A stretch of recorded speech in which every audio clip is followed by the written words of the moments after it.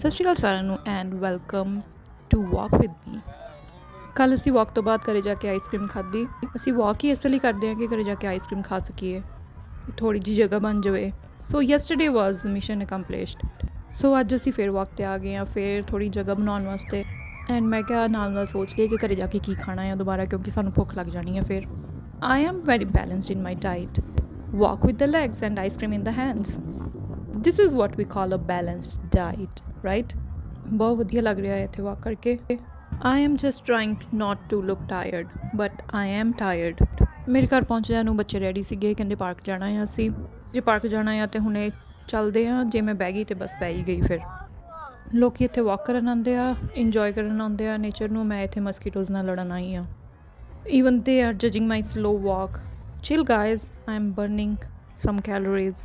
So you enjoy the rest of the nature video. Do take care of yourself. Bye for now.